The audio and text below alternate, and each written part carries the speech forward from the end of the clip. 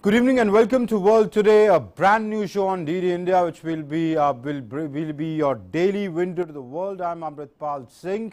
Over the next 1 hour and this evening, we'll bring you the latest on how the U.S. President's Special Envoy for Climate, John Kerry, is visiting, roaming around the world. He's in India ahead of Joe Biden's climate conference on the 22nd and 23rd of this month. To the Vienna talks on the Iran nuclear deal. We've got this and much more over the next 1 hour. But first up, the headlines we are tracking at this hour. U.S. Climate Envoy John Kerry meets Environment Minister Prakash Javadekar, discusses climate finance, joint research and collaboration among other issues. U.S. President Joe Biden to host virtual Leaders Summit on climate on the 22nd and 23rd of this month with 40 world leaders including Prime Minister Modi. External Affairs Minister Dr. S. Jaishankar holds delegation-level talks with Russian Foreign Minister Sergei Lavrov. Says our bilateral cooperation remains energetic and forward-looking. We talked about long-standing partnership in nuclear, space and defense sectors.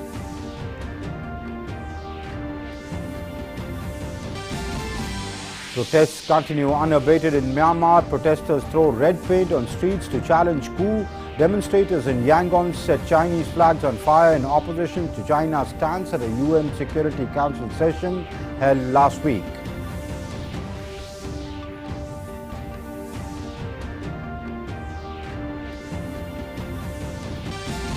Iran and the United States hold indirect talks in Vienna as part of broader negotiations to revive the 2015 nuclear deal between Tehran and global powers. U.S. expects difficult Iran talks, sees no quick breakthrough.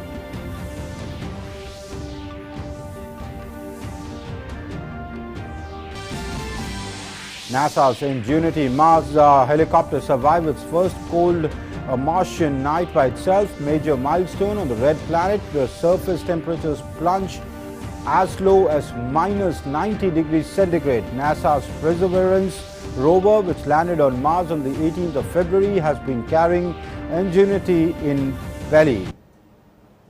So those were the headlines, and let's begin with the big news we're tracking at this hour. U.S. climate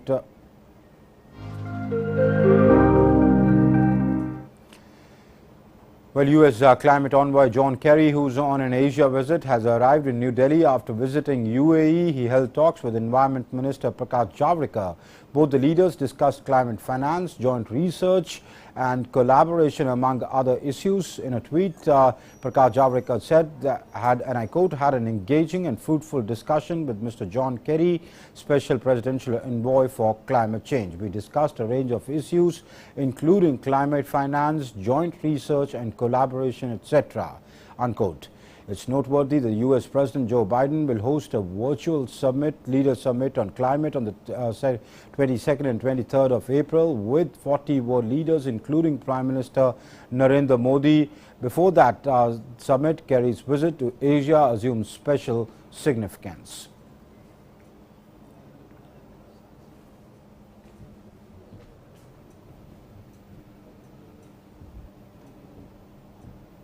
And let's now take a look at what all really transpired in terms of India's initiatives on climate change. India joined the Paris Agreement 2015 and ratified that agreement in 2016.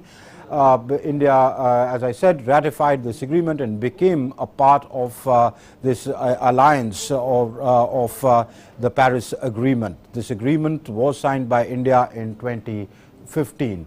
And let's look at India committed. What did India commit to? India committed to the following targets. It's reducing the emissions intensity of its GDP to by 33 to 35% by 2030 from the 2005 levels. 40% India committed 40% of the cumulative electric power installed capacity from non-fossil fuel sources by 2030 with financial and technical help from other countries and GCF. So India has also committed additional carbon sink of 2.5 to 3 billion tons of carbon emissions, CO2 equivalent by 2030. Now, these are the commitments India has made, enhancing investments and development programs in sectors vulnerable to climate change, particularly agriculture, water resources, etc. So, these are part of India's commitments on the climate change. India is also committed to the Kigali Agreement. India has agreed to phase down hydrofluorocarbons starting by 2028 and reduce it by 85% of the 2024 to 2026 levels till 2047. Now, these are the steps India has taken when it comes to that. India is also a heralder of the International Solar Alliance, which is an alliance of 121 nations heralded by France and India to harness their solar energy potential by collaborative efforts in the field of solar technologies. India started along with France this initiative. This initiative seeks to encourage private sector investment in transformative clean energy technologies. So, India is investing in clean technologies. The International Solar Alliance lies between is an alliance of countries between the tropics, two tropics, and is been pushing collectively for achieving the clean energy targets and harnessing its solar potential. Well, apart from this, India has been taking efforts, has been making efforts to reduce its carbon footprint, reduce its carbon emissions by encouraging the use of natural gas and renewable energy. India is trying to cut on fossil fuel usage. India is also committed to reducing pollutions. India has taken a number of steps when it comes, though it's a country with limited resources, but is punching much above its weight to push for using clean technologies and promoting that, be it use of solar energy. India's got a lot of sun, is trying to harness that, has set ambitious targets for itself, has been consistently doing research and development in it to bring in cost-effective technologies for itself. So, these are the various steps that India has taken as far as promoting the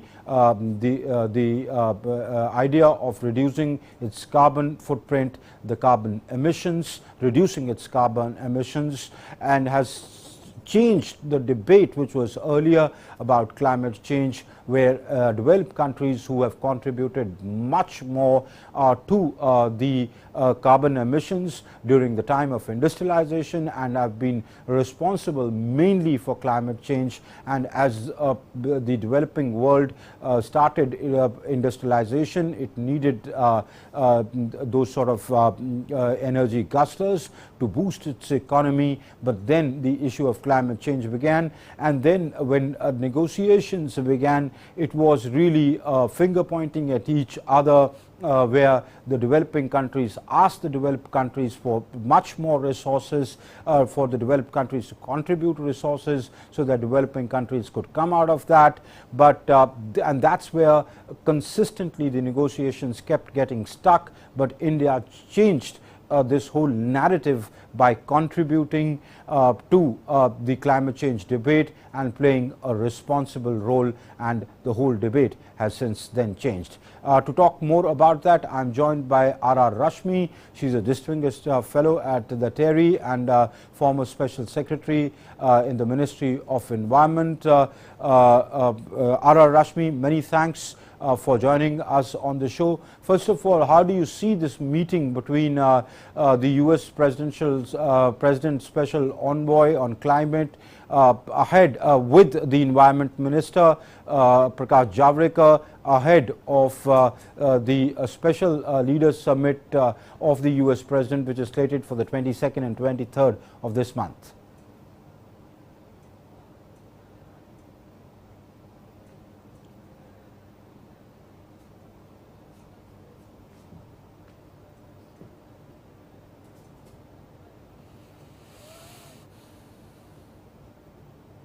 All right, let's look at again at the India's initiatives on climate change. India has ratified the Paris Agreement 2015. But it ratified this agreement in 2016. It has been a part of the Paris Agreement, an agreement that was signed in 2015. So it ratified this agreement, went forward and made certain commitments. The part of the commitments are to reduce the emissions intensity of its GDP by 33 to 35% by 2030. These things. And let's now get you some news from Asia.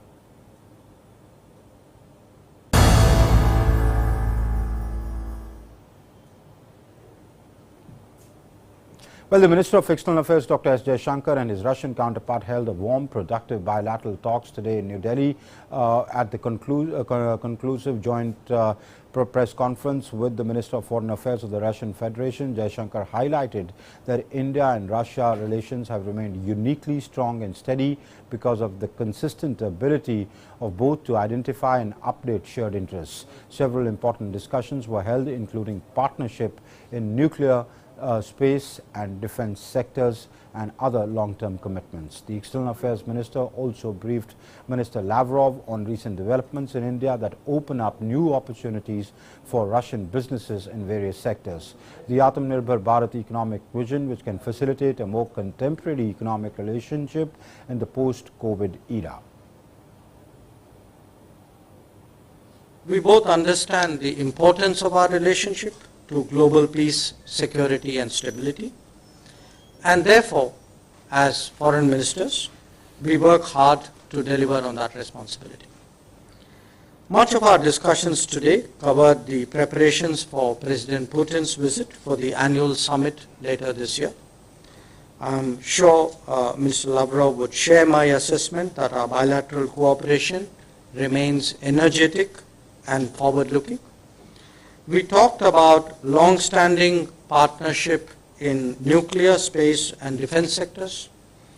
We assessed positively our economic cooperation, noting the new opportunities in Russian Far East. We spoke of connectivity, including the International North-South Transport Corridor and the Chennai-Vladivostok Eastern Maritime Corridor. Our rapidly expanding energy cooperation that now includes long-term commitments was also on the agenda. On my part, I briefed Minister Lavrov on recent developments in India that open up new opportunities for Russian businesses in various sectors. The Atmanirbhar Bharat economic vision can facilitate a more contemporary economic relationship in the post-COVID era. This review of our bilateral cooperation was really encouraging. We note the appetite for greater investments in each other by both countries. Russian support for our Gaganyaan program has progressed, which we deeply appreciate. Our defense sector requirements in the past year were expeditiously addressed. And in meeting the COVID challenge, our pharmaceutical collaboration has become more serious, and as many of you are aware, we have a vaccine, a Russian vaccine under discussion for production in India. Discussions were also held on developments in and around Afghanistan. He added that what happens in Afghanistan impacts India's security directly and shared approach for durable peace. Both nations also shared views on the Indo-Pacific and strong commitment to ASEAN centrality. For India, what happens in Afghanistan impacts its security directly. I shared our approach that durable peace there would require harmonizing interests of all, both within and around that country. The peace process must be based on foundational principles to which we all subscribe, and a political solution should mean an independent, sovereign, united and democratic Afghanistan. I shared our viewpoint on the Indo-Pacific. As our Prime Minister pointed out at the Shangri-La dialogue some years ago, contemporary challenges require countries to work together in new and different ways. Such cooperation also reflects the multipolar and rebalanced character of global politics. The Russian foreign minister said that both nations share close partnership even during the COVID era, which itself is testimony of the maturity of the relationship. These ties are valuable, mutually respectful, and they are not subjected to political fluctuations. We noted with satisfaction that despite the pandemic, we were able to preserve the dynamic bilateral political dialogue. I conveyed on my colleague the message from Putin to Mr. Modi, including on these issues. We agreed to joint efforts to overcome the declining mutual trade caused by the pandemic. And earlier today, External Affairs Minister Dr. S. Jaishankar lauded the relationship between India and Russia.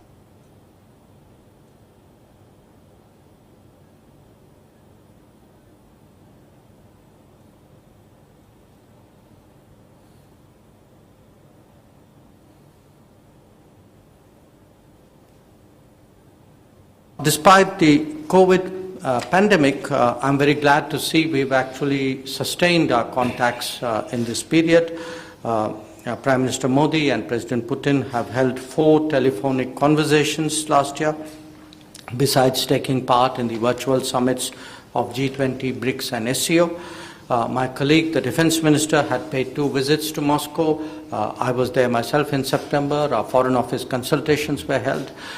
So it really, the sense that, our relationship has kept going through the pandemic speaks a lot for the strength of the relationship. As I said, we are cooperating today very closely in multilateral forums, especially now in the UN Security Council, but also in the SCO, BRICS, G20 and RIC.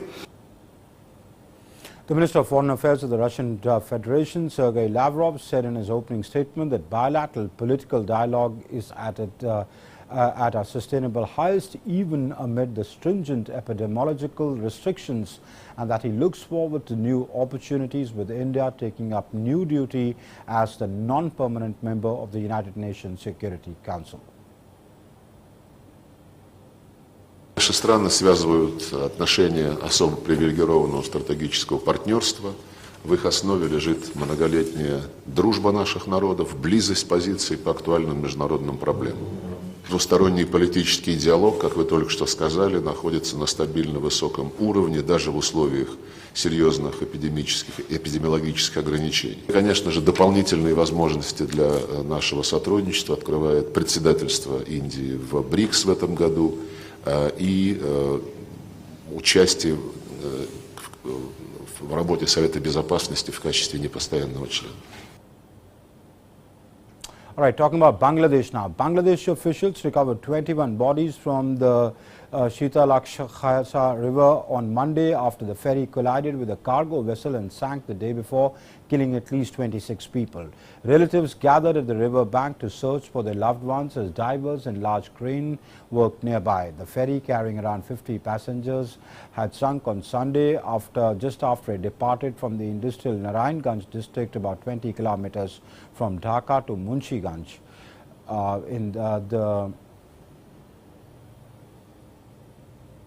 The police and other officials said that some of the passengers managed to swim ashore and salvage operations had been hampered by a storm the previous night. The boat was packed with people rushing to leave the city after the government had announced a nationwide week-long lockdown from Monday to tackle a spike in the COVID-19 cases. And in Indonesia, rescuers searched for dozens of people missing in the Lembata island in eastern Nusa Tenggara province of Indonesia on April 6th, while expecting more casualties in the aftermath of a tropical cyclone that has killed at least 128 people. The tropical cyclone Seroja brought strong winds and heavy rains that triggered flash floods and landslides on the island, home to the Mount Ail Levo Toluk volcano. Amateur video showed landslide paths leading to the ocean, felled trees and large rocks of coal lava that had crushed homes after being dislodged by the cyclone. The search for survivors continues, with 72 people reported missing so far in the East Nusa Tenggara Islands.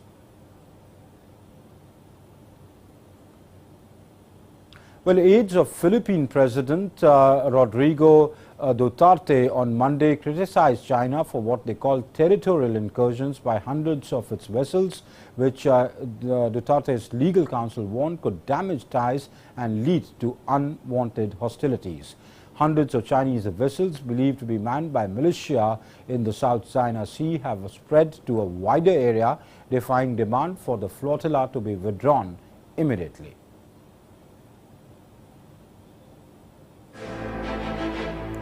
All is not well between China and Philippines. Philippines turned up the heat on China over boats massing in the South China Sea. Aides of Philippine President Rodrigo Duterte criticized China for what they called territorial incursions by hundreds of its vessels.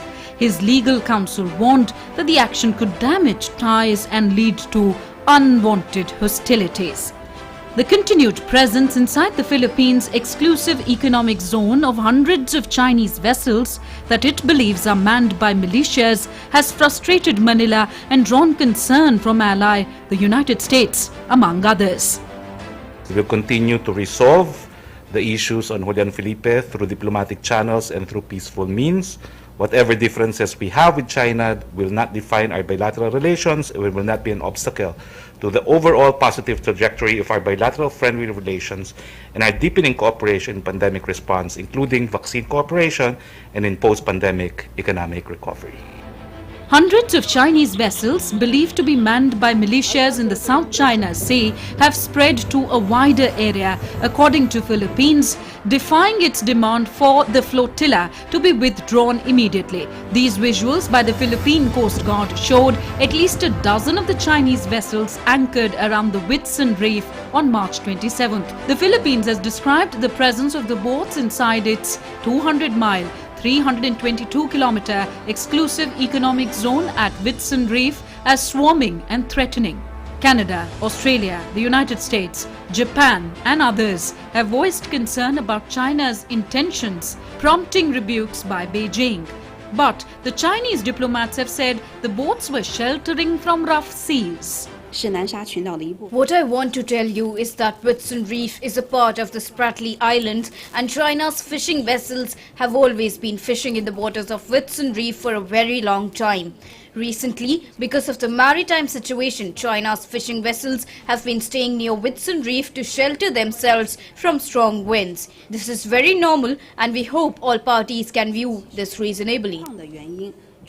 The Chinese embassy in Manila has denied that the boats spotted in the Whitsun Reef were manned by maritime militia, saying they were fishing vessels just taking shelter due to the rough sea conditions.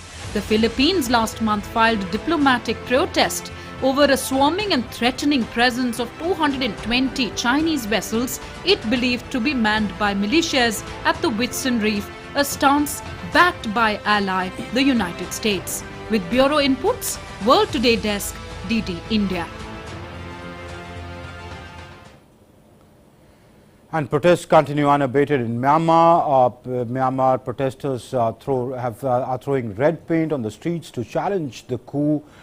They've been out on the streets defying restrictions by the military. Protests continue unabated in Myanmar. Demonstrations, protests against military coup continued on Tuesday around Myanmar despite the violence of security forces and restricted internet connectivity. Protesters in Yangon carried out a red paint strike on Tuesday morning as part of the ongoing challenge to the military coup and crackdown in the country. They tossed red paint onto the streets and nearby areas where protesters have died, with the paint representing the blood of the deceased. One protester said he hoped to keep motivating others to keep up the demonstration. The red paint strike comes following other campaigns involving flowers and eggs.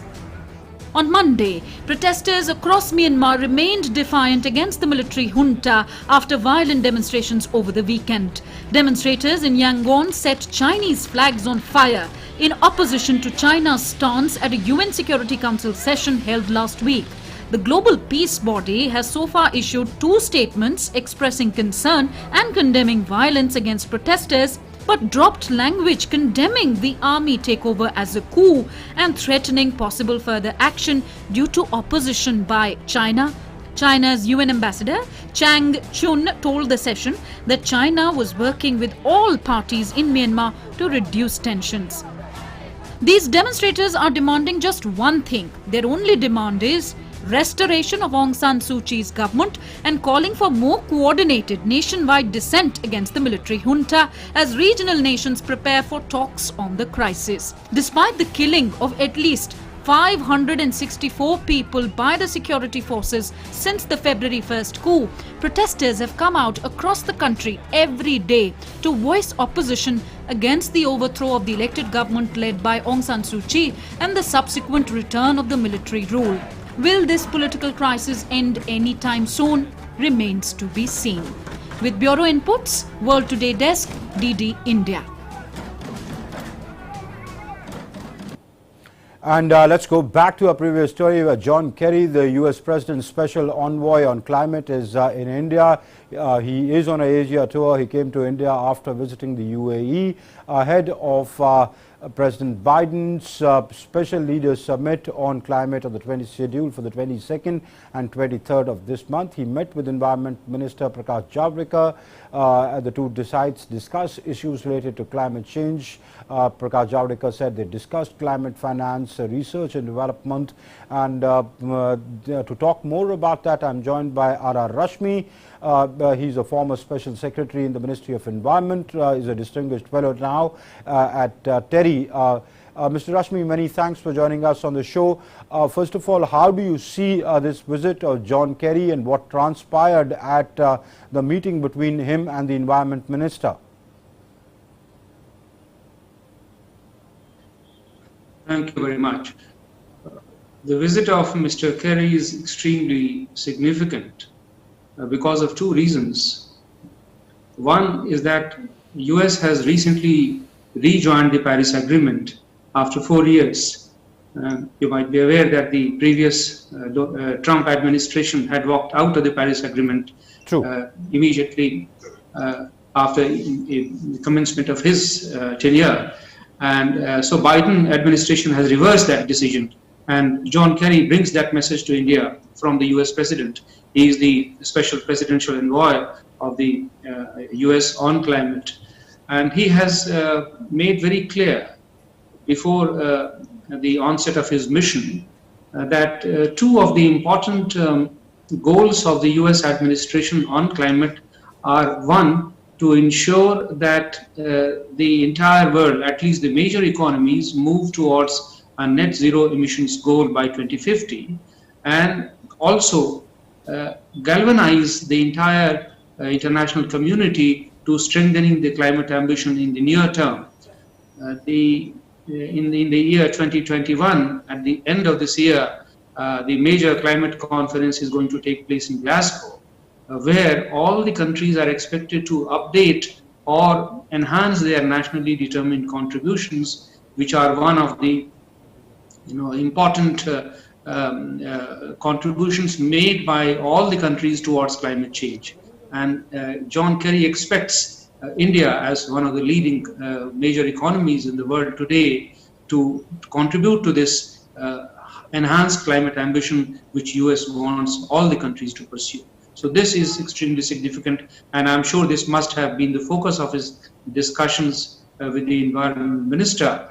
The challenge for India is to see that the constraints on its development do not get sidelined, because while achieving climate ambition, India also has to ensure sustainable development goals for its the domestic its own population. Yes. So they are grappling with numerous problems of poverty, hunger, water, and all kinds of developmental issues which are facing the the country, they are also accorded necessary priority. So in our fight against the climate change, we cannot lose sight of the fact that a large Indian population is still below poverty line, and we have to increase meet their energy needs. And India is a growing country. So India's growing needs have to be met while also protecting climate. This is a challenge, and we need financial support. We need mobilization of necessary financial resources and also technologies to ensure that the industries move in the direction of carbon neutrality. So this will be a challenge, and I'm sure that the two governments will talk to each other on these two important issues. Mr. Rashmi, the challenge that you outline has been a challenge there for a very long time, that the developing countries have been voicing that, saying that, look, the rich countries contributed to climate change, to pollution during the time of the Industrial Revolution. Now they must partake their share of helping invest in technologies which will help the developing countries, because now they have to, now is their time to grow. They are industrializing, they are developing, their engines are guzzling, and they need energy resources, and clean technology needs a lot of investment. The change of the whole setup needs a lot of investment. The industrialized or the developed countries, primarily the West, should play its role in that. But all this debate has held relevance and holds relevance even today, but in the times of pandemic it has completely put a different spin on it. Even as the US President calls for a leaders summit, before the Glasgow summit the ambitious 2030 targets have to be defined. How does it change the whole dynamic? Yes, it is indeed a very major challenge. COVID has impacted on the economic growth of all the countries in the world, and particularly so in India, which is grappling with this crisis and diverting a large part of its national resources to fighting this health crisis. So naturally, the emphasis currently is on ensuring that the economic growth rebounds, the livelihoods are ensured, and people's the sustenance is ensured. So that becomes a priority. But at the same time, the climate is also an extremely important global crisis. For the developed countries who have already attained a certain level of development and measure indicated by a high level of Human Development Index, their concerns are of a slightly different nature. They prioritize climate. In fact, Biden administration has declared that they intend to prioritize climate as part of their external relations policy. But for India, it is important to balance its environmental goals against the sustainable development goals, which include other developmental challenges. So in the context of overarching problem of COVID and then slowing down of the economic growth, it is indeed a very major challenge for India as to how it can contribute in terms of decarbonization while maintaining its developmental meeting the developmental goals. As far as India is concerned, as its commitments under the Paris Agreement, it has done very well. Actually, India is one of the few. Actually, India is the only leading major economy as part of the G20 countries, which has met its goals consistent with 2-degree stabilization goal under the Paris Agreement. All other countries are actually falling behind. India has achieved almost 36% of its energy generation capacity from renewable sources as of now, and it is well on its way to meeting its emissions intensity reduction target of 35%. It has already achieved 24% compared to 2005 levels. So India is doing very well as far as this is concerned, but the challenge before India is to ensure that its growing energy needs are met, and at the same time our overall emissions intensity gets reduced. This is a twin challenge, and this will involve large scaling up of renewable energy capacity. Absolutely. Currently, our Prime Minister has set a goal of 450 gigawatts by 2030. In fact, if we really want to achieve the net zero goal by 2050, this is not enough. We will have to go to the extent of almost 6,000 to 7,000 gigawatts of electricity generation capacity from renewables by 2050. That is a huge investment, huge scaling up. Where are the resources for this? Yeah. This we will have to find. So international community must support India. And industries which have to reduce their emissions in comparison with their production, they have to rely on newer technologies. For example, iron and steel and cement, these large industries which will grow in future because of demands of urbanization, they will need a larger quantum of materials, and these materials will have to be produced with larger emissions unless newer technologies involving hydrogen and transition away from coal are available. And these technologies are not only expensive, but they are still at an experimental phase. They are not going to become commercially available at least for the next 20 years. So this is a technological challenge as well as a challenge in terms of mobilization of required financial resources. And the international community will have to look at these challenges seriously when it talks to India. So that is something which government of India, I'm sure, will be putting forth to the visiting dignitary when they talk to each other. Mr. Rashmi, then let me ask you my concluding question. What is the way forward? What is the pragmatic, realistic way forward? On one hand, we know that countries like India or other developing countries may not have the economic elbow room to achieve what requires commitment to the levels that requires commitment from the world. On the other hand, we are seeing many nations not falling way behind their commitments. So what realistically do you feel is the way forward? There are two dimensions to this, the domestic and the international. I think for a country like India, it has to see both of its obligations independently. We have a huge domestic obligation towards our own people, and also we have an obligation to the international community in terms of contributing to management of the global climate crisis. These two have to be balanced. As far as our domestic developmental challenges are concerned, they depend on our transition away from coal-based and fossil fuel-based energy.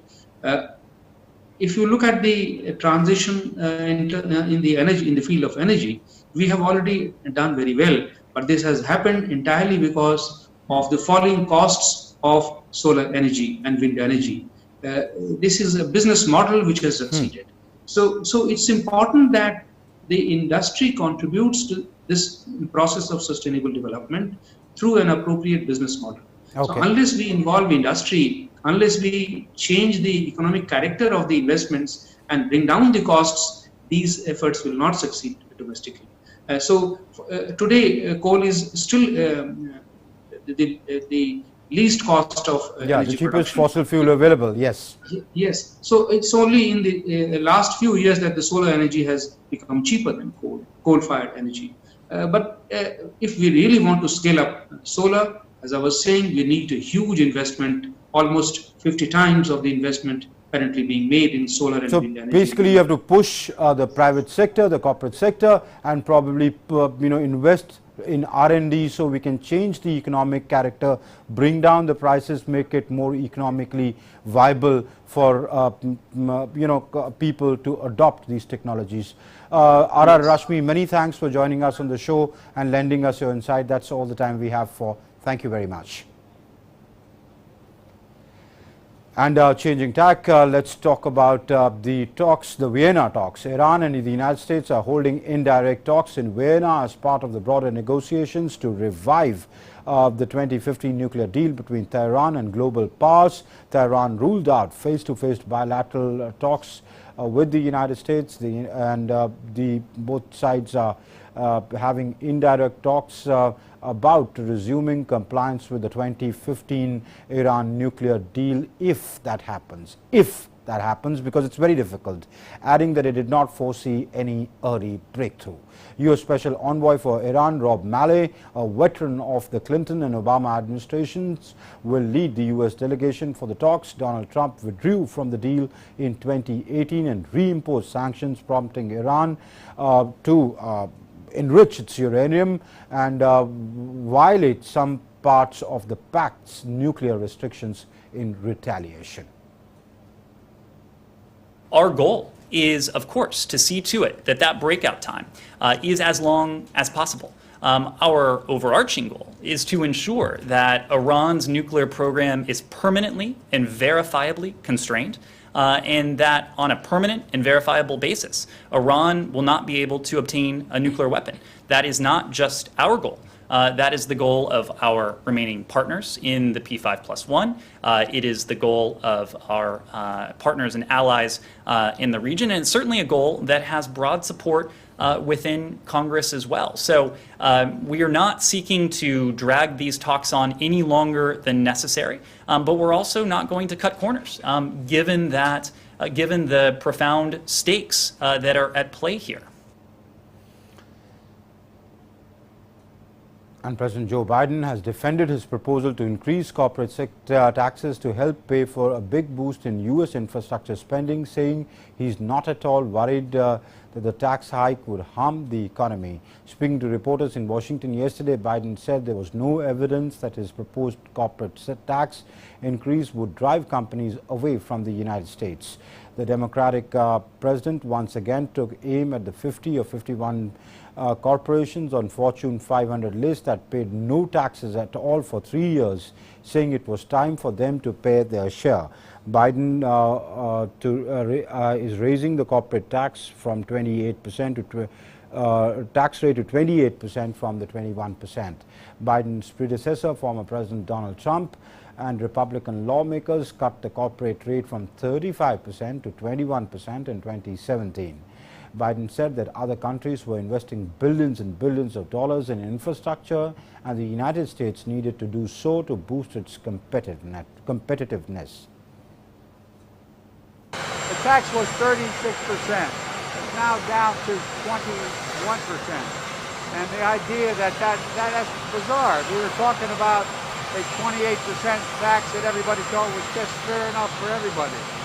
The idea, here you have 51 or 52 corporations of the Fortune 500 haven't paid a single penny in tax for 3 years.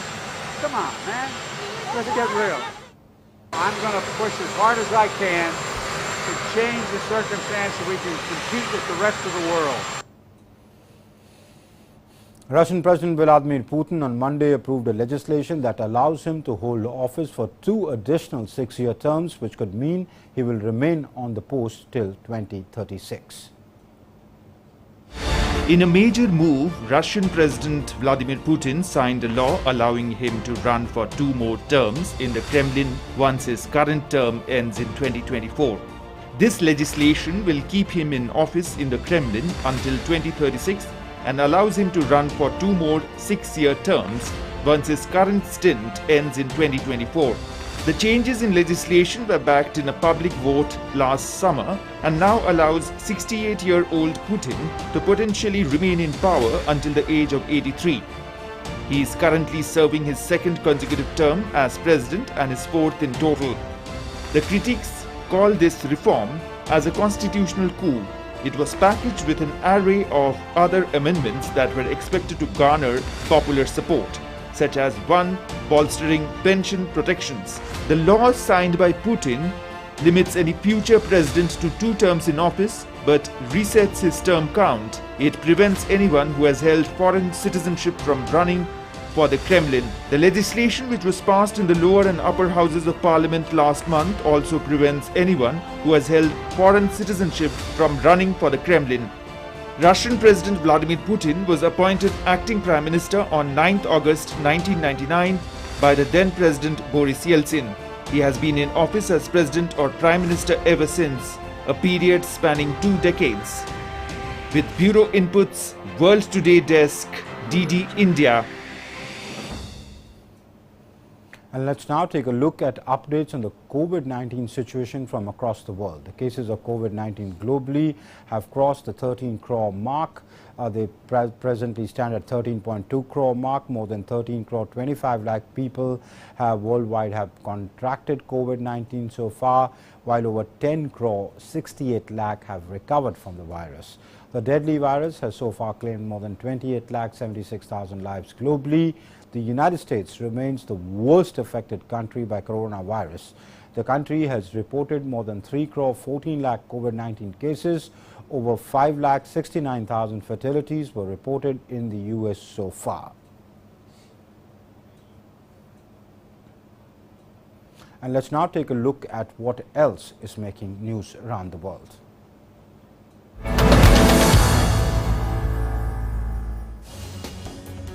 NASA's Mars helicopter Ingenuity has survived its frigid night alone on the red planet.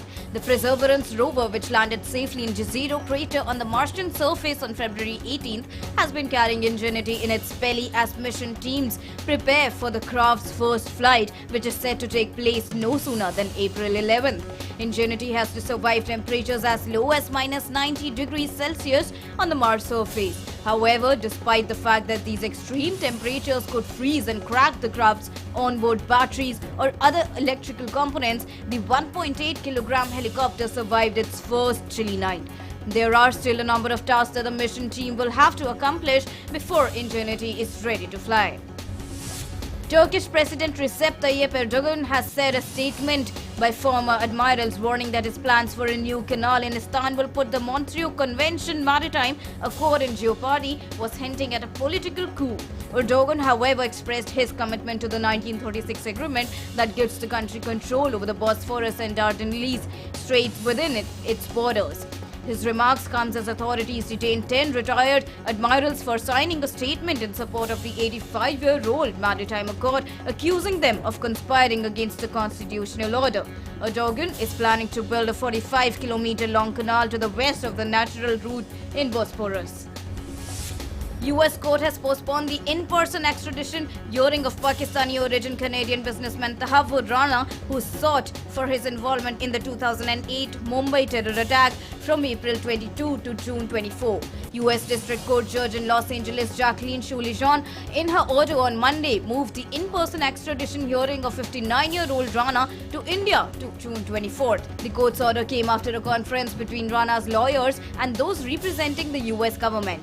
During the conference, the two sides agreed to hold the in-person hearing of Rana on the 24th of June.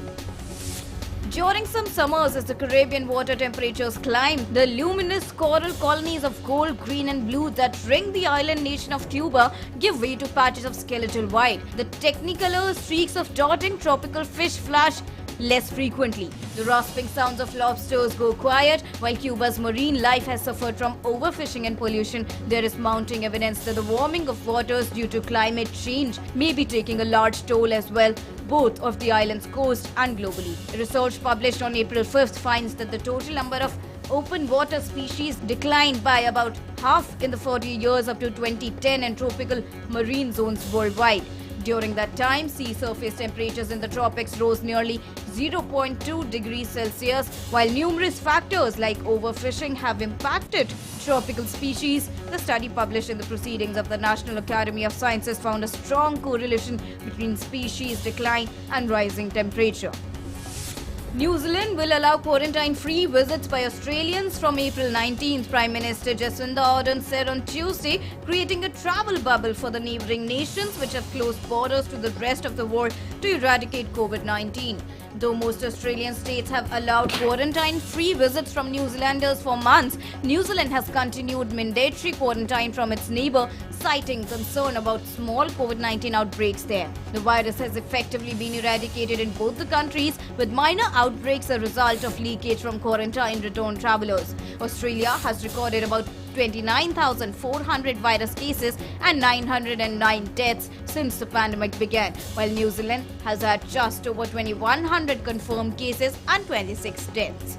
Other neighbouring countries have proposed special travel zones, but the New Zealand-Australia arrangement is among the first that does not involve mandatory COVID-19 testing.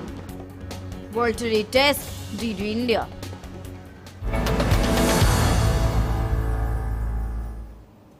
It's the 6th of April today. Let's take a look at the major happenings that took place on this day in history.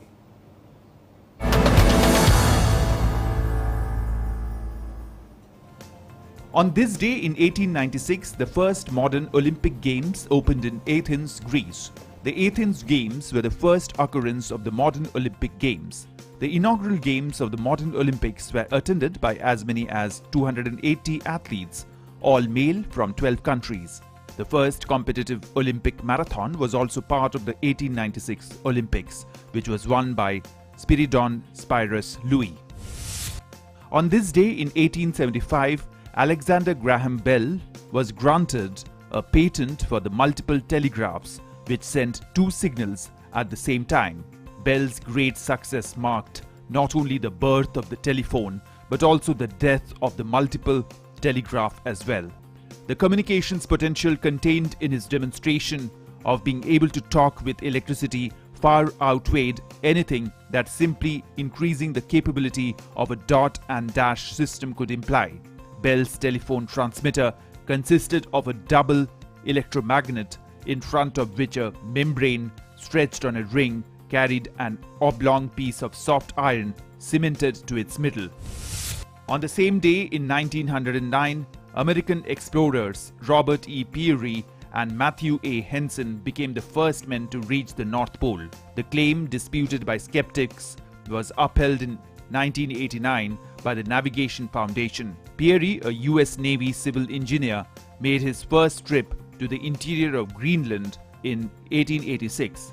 In 1891, Henson joined him on his second Arctic expedition.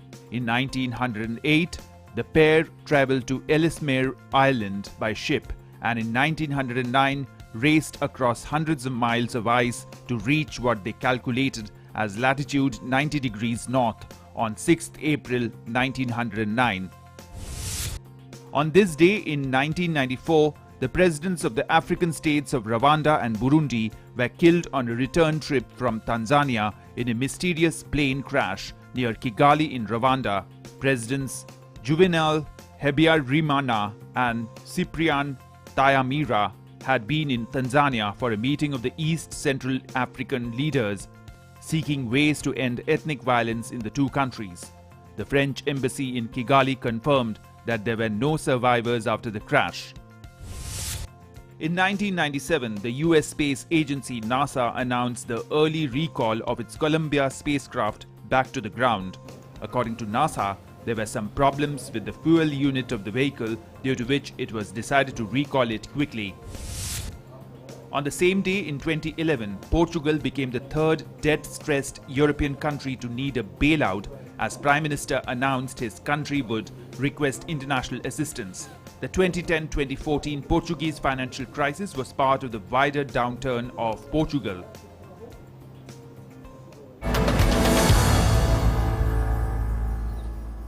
And let's now take a look at some news which did not make it to the headlines but was important and interesting news in our segment Beyond the Headlines.